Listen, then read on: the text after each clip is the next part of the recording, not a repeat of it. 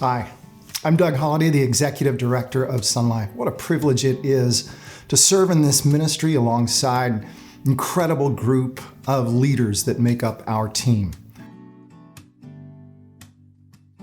You know, the reason why I'm sitting here today is because of those who have invested in me along the way. Thinking back to my parents who raised me in a godly home, and then as a 15-year-old, Rich, one of the leaders in our youth ministry, who began meeting with me one-on-one for over 2 years, discipling me so that I would not just love Jesus, but share him with others. And then Steve, my youth pastor, who gave me opportunities to serve and then to lead and to see that God had given me gifts and pursuing the calling that God had on my life. A leader by the name of Dan, who taught me the son's life and the simple process that Jesus used to build a disciple-making ministry. And early on, learning that gave me tracks to run on. And honestly, all of those investments in my life, that's what I'm so excited to pass on to others today.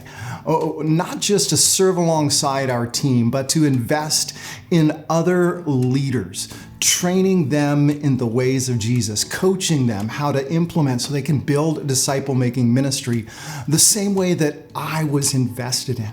But not just investing in leaders, but seeing the transformation then that happens in the lives of students who not just find a relationship with Jesus, but get so excited about Jesus that they want to share him with others, and they become disciples who make disciples.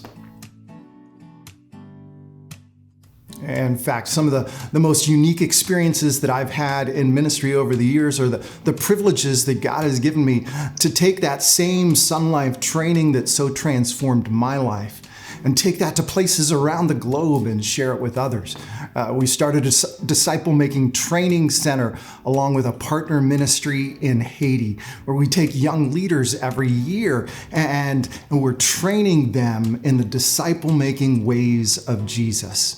And similar to what Jesus did with his disciples, where he would send them out 2 by 2 to preach the gospel and reach people, as I'm training these young leaders, we send them out 2 by 2 into the village to share the gospel.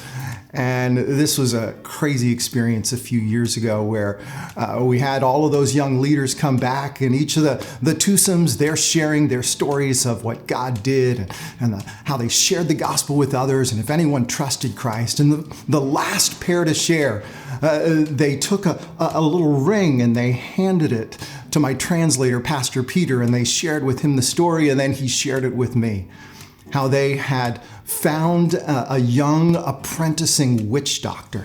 And as they shared the gospel of Jesus Christ with him, the conviction of the Holy Spirit fell over him. He put his faith and his trust in Jesus.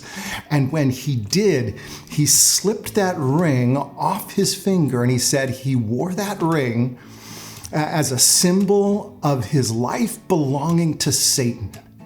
And he gave them the ring saying, I no longer belong to Satan. I belong to Jesus. Just so amazing to see how God can use young leaders who are trained and equipped to share the message of Jesus and to make disciples as he did. There in Haiti, as we say, it's cap fait disciple, to make disciples who make disciples who make disciples.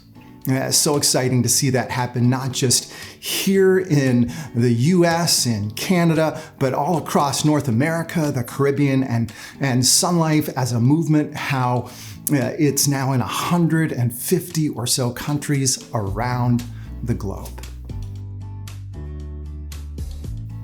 I'd love to connect with you sometime and have pizza. If we're going to have pizza together, my favorite place to have pizza in the whole world is in Chicago. I don't live in Chicago, so if we're in Chicago together, we've got to go to Chicago Pizza and Oven Grinders, home of the famed pizza pot pie. You won't regret it.